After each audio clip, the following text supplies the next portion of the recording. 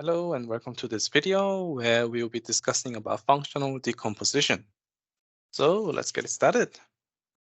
In another video, we talked about programming and the style of programming, right? So things like how to write variable names, the function names, how to structure your functions, how to utilize the white spaces, adding functional doc strings and module doc strings and so forth, right? So all of these are about making the readability of your code easier. And in this video, we're going to be looking at functional decomposition, which is looking at making your code more readable, maintainable, reusable at a higher level. Okay, so we're going to be focusing on the breaking down of functions. By doing so, you are increasing the clarity of your functions as well as avoiding the repetition. So, and this summarizes the functional decomposition, which we're going to have a look at. So we'll be looking at why we use functions, the two sorts of functions, and also the discovering part of the functions, including the function extraction. So let's start with why we use functions. Well, there are two main reasons to write functions, right? One, to make the code easier to understand. We want to write functions that encapsulate an idea, a process that can solve a specific problem really well. Basically, we break a large problem into a smaller named chunks, which is a self-contained subproblems, and we write that as a function, right? It work on one subproblem at a time, and we want it to be good at doing that subproblem so that when we use this function with other functions, then it will work as intended, right? So it's all about how we design our program with various functions and their interactions, right? So it makes it easier to understand rather than having everything inside a single function. Next, we want to make code reusable. In the same module, but as well as in other modules. So by writing a small piece of function that solves a subproblem really well, and if the subproblem is also relevant to other tasks, then this function can be reused in other modules as well. So it's all about reducing the repetition in your code, which is not really good for readability as well as code maintenance and the reusability. So here is an analogy. For example, we had 3 different jobs. You can read the sentences, but it goes something like packet, you go to a specific place, you unpack, you do something for a set amount of time, you pack it up and you lock up the space and go back. And you can see that this is repeating over and over. However, there are some variables in these sentences, right? So what you want to do is to be able to identify these repetitions, also identify what are the inputs and outputs. So what are the necessary values that is needed to make this work, and also what is the outcome by carrying these out, right? So we are identifying the inputs and outputs of the functions, and then we can write the function. Okay. So for our example, we can write a generic recipe.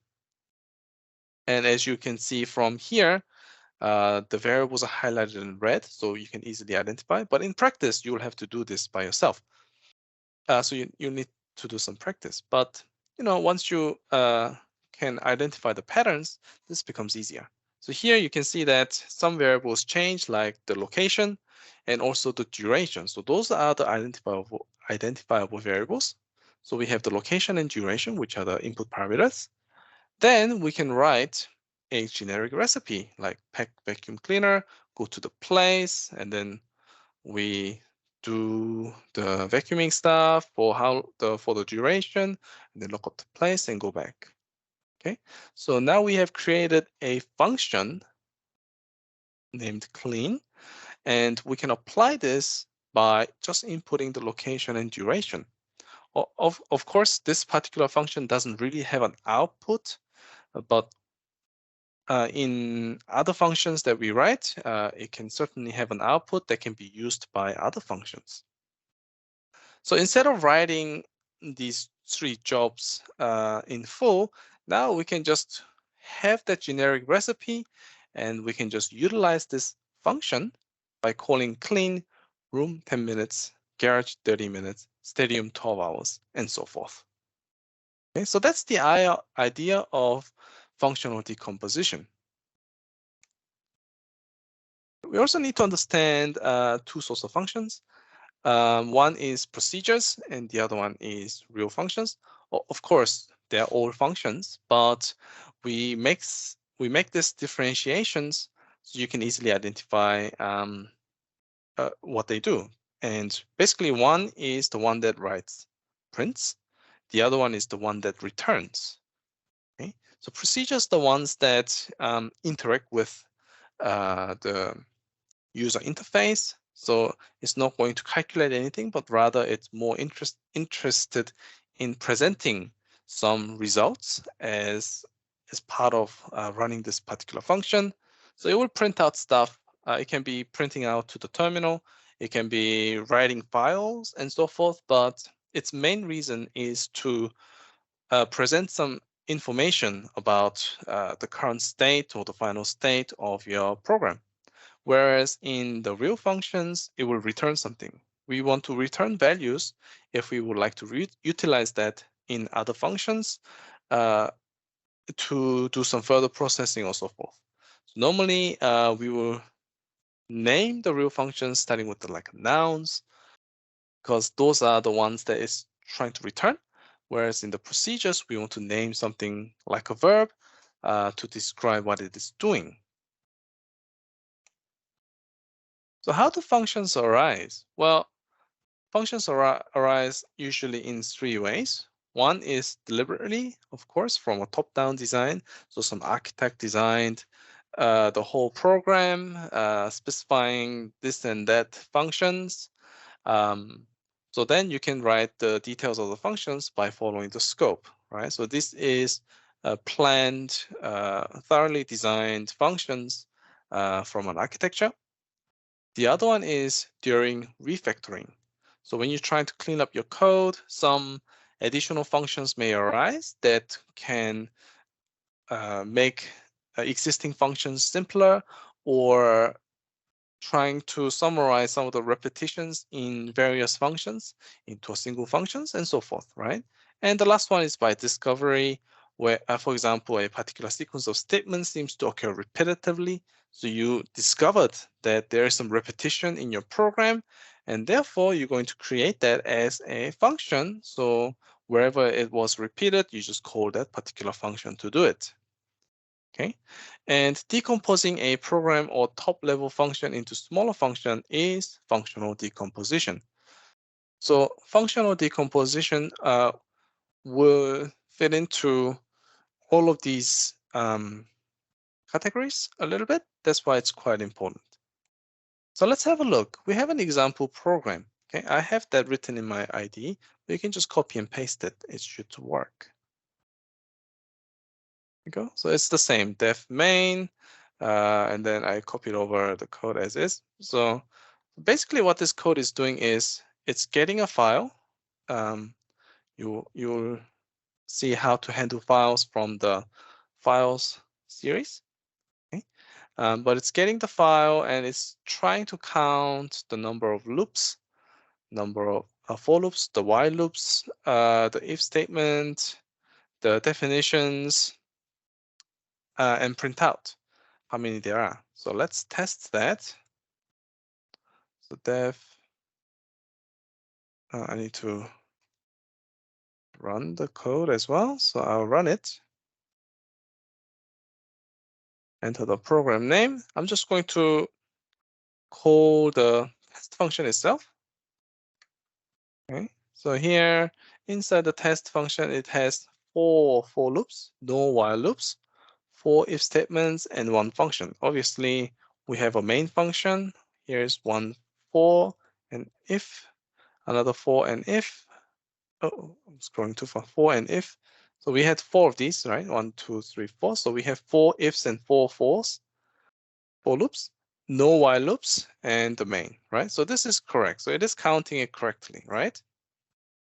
But you notice that there's a lot of similarities between these counting parts, right? So this is where we start questioning, can we clean up or refactor this function, right? So that's where we will start. The question is, how do we go about doing it, right? So let's have a look. So any sequence of complete statements can always be pulled out into a separate function. What this means is, given your very long, big, large function, you can pull out any sequences of any lines of code, and you can make that as a function, right? But you do have to note that you will have to identify all the variables that must be defined already for the statement to execute. So these are the input parameters, the ones that the pieces of code you're extracting is assuming that it already exists, has to become an input parameters, and identifying all the variables that get defined or altered by the statements. So if it's creating a new variable within the scope of the code you're extracting, or changing the values, you have to make them as the return value, so the output of the function. Okay. So that's possible by extracting any parts of the code. But for this to be sensible, the function should have a role that can be concisely summarized by the function's name. So if you're extracting a chunk of code, but you cannot come up with a easy name, or a name that defines some like a really good task for it to do, then it might not be the best chunk of code that you're extracting from the original one. Okay. And ideally, the input parameters and output values are small as well. So keeping that in mind. So let's have a look at an example. So here's the original code that we had before, but what we're going to do is apply only the first concept, which means we can pull out any chunk of code from here and decompose it. Okay, why don't we do it in this particular code, right? So we're going to make this a function. Well, we need to first identify the inputs and also the outputs. So the inputs are going to be, if you read, for line in lines, therefore the lines must be an input. Okay, and also num for loops hasn't been defined, but it's being utilized into an equation, so that needs to be an input. And finally, we are printing file name that has been defined in this chunk of code, so that's going to be an input. So we have identified 3 input values. And as an output, we are creating this num while loops. So this is going to be an output. And we look at some other variables like num for loops, but it doesn't appear anywhere else in the code. So actually that doesn't have to be outputted, even though that has been altered inside this chunk of code, right? And then there's no other variables that has been changed, like file name. That's the only one, right? So here we can be satisfied with just num while loops as an output. Okay, so let's do that. So num while loops is our output, so we define that. So num while loops equals silly function, because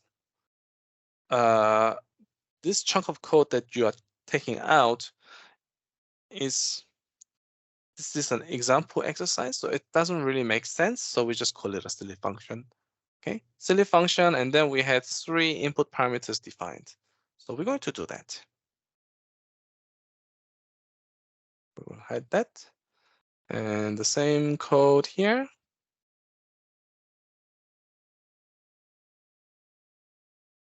Uncomment, and then we call main. Okay, and then execute this. Okay, again, we'll use the test.py. Oh, not in there, in the terminal. test.py. Okay, and oh, now we have yes. Now we have two functions because we have our main function, but now we also have silly function.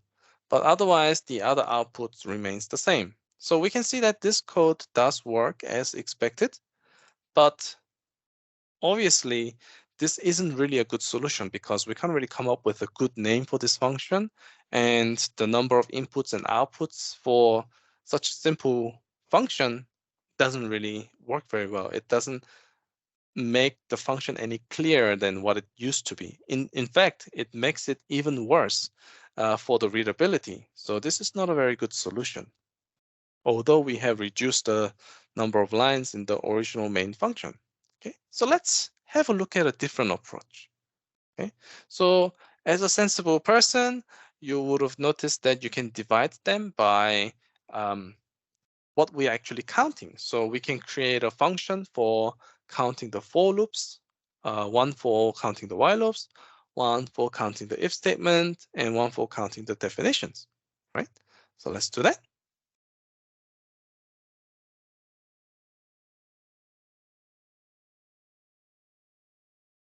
So the code has been copied over here. So you can copy and paste this into your IDE as well. And of course, we just call the main, okay, and execute it. It's going to be test.py. And here, 404 as expected. Now we have 5 because we have created, in addition to the main, the count fors, count whiles, count ifs, and count defs. So 4 additional definitions. So in total, we have 5 functions. Okay, so these code are here. And so the function is doing as expected, but now you can see that it is much more clearer, right? So the main function is handling the files. So gets the file name and then opens the file and then pass it on to the other functions. Okay, and the other functions are good at what they're doing, right? So now you can name it like count fors, count whiles, count ifs, and so forth. You don't have to name it silly function anymore because it's very clear what it does, right? It does take 2 input parameters and it does not return anything because it doesn't have to, because simply it's just printing out how many times it sees that particular variable inside the file. Okay, so this is very good attempt at refactoring the function that we have originally dealt with. But if you look closely, the functions that we have refactored still, there are repetitions, right? So for line in lines, we're going to strip it and check whether it starts with the string that we're looking for. Same in the ifs, same in the whiles, same in the defs, right? And then we increment the value of our variable, and then we print out how many times that it appears in the program. So that is still very repetitive, so we can do better than this. So here's an example. So now the main function looks very similar, but it only calls the count and print function. There's no other functions. And in there, the input parameters are the ones that values are changing, right? And the count and print has the same format as what we've seen in the count fors, the count whiles, and so forth. But we can specify what to count. So now this function is not only good at counting the fors, whiles, ifs, and defs, but if you want to count some other types of controls that it starts with, then you can count it here. Okay, so let's have a look at that one. Oops. Over here.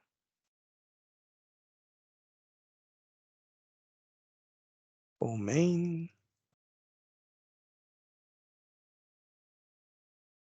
Test.py.